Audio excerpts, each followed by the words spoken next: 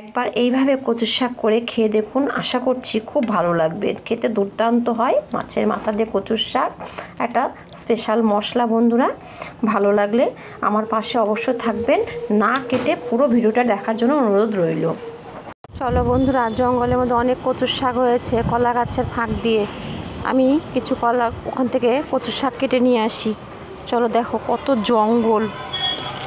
এই জঙ্গলের মধ্যে নেমে কচুর শাক কাটতে হবে, তাও খেতেই হবে। কচুর শাক খেতে খুব ভালো লাগে।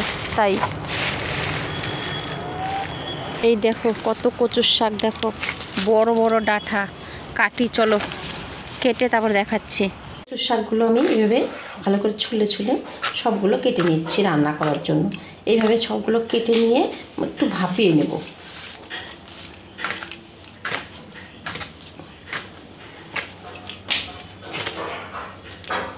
এই দেখো এইভাবে কেটে নিচ্ছি। এগুলো সবগুলো এইভাবে কেটে নিই আগে। কচুর শাকগুলো কাটা হয়ে গেছে, এবারে ভালো করে ধুয়ে নিচ্ছি। বেসিনের মুখটা খুলে দিই, তাহলে পরে জলটা ধরে এইভাবে ধুতে সুবিধা হবে। ধুয়ে একটা কড়াইয়ের মধ্যে দিয়ে দিয়েছি স্বাদ অনুযায়ী লঙ্কা আর একটু লবণ দিয়ে এটাকে আমি সেদ্ধ করতে বসিয়ে দেবো ঢাকা দিয়ে। গ্যাসটা জ্বালিয়ে নিচ্ছি,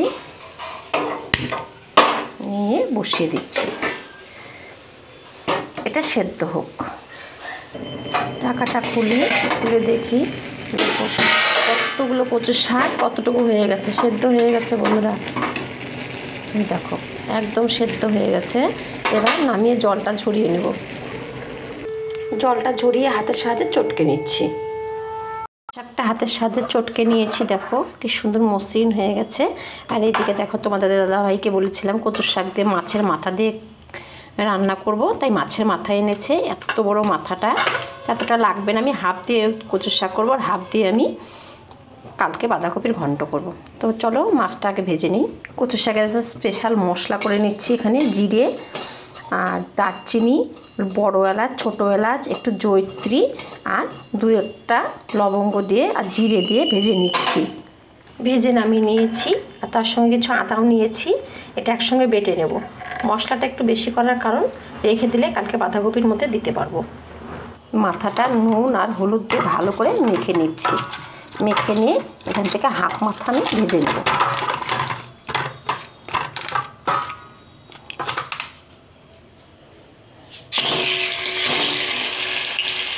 মাথাটা ভাজা হয়ে গেছে, আমি তুলে নিচ্ছি। ওই তেলে আমি একটা তেজপাতা ফোড়নে দিলাম আর একটু পাঁচফোড়ন দেবো। পাঁচফোড়ন দেওয়ার কারণে পাঁচফোড়ন দিলে পরে কচুর শাকের টেস্টটা আলাদা আসে। আর তাতে দিয়ে দেবো অল্প একটু টমেটো কুচি দিয়ে একটু নেড়ে চেড়ে কচুর শাকটা এর মধ্যে দিয়ে দেবো। হয়ে গেছে, এবার আমি কচুর শাকটা এর মধ্যে দিয়ে দিচ্ছি।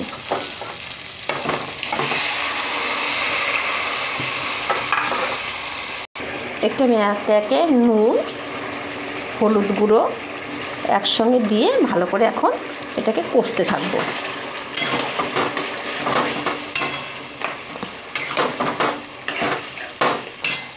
সামান্য একটু মিষ্টি দিলাম, চিনি, আর এই মাথাগুলো এর মধ্যে দিয়ে দিচ্ছি। মাথাগুলা একসঙ্গে এর সঙ্গে জাল হলে নরমও হয়ে যাবে, খেতেও বেশ সুস্বাদু হবে। কচুর শাকের জলটা শুকিয়ে গেছে। এই যে মশলাটা করে রেখেছিলাম স্পেশাল মশলা, এটা একটু দিয়ে দিচ্ছি। দিয়ে ভালো করে নেড়ে চেড়ে কিছুক্ষণ নেড়ে চেড়ে নামিয়ে নেব। আমার মাছের মাথা দিয়ে কচুর শাক ঘন্ট রেডি, নামিয়ে নিচ্ছি। ভিডিওটি ভালো লাগলে লাইক, কমেন্ট, শেয়ার এবং সাবস্ক্রাইব করে আমার পাশে থাকবেন বন্ধুরা। ধন্যবাদ।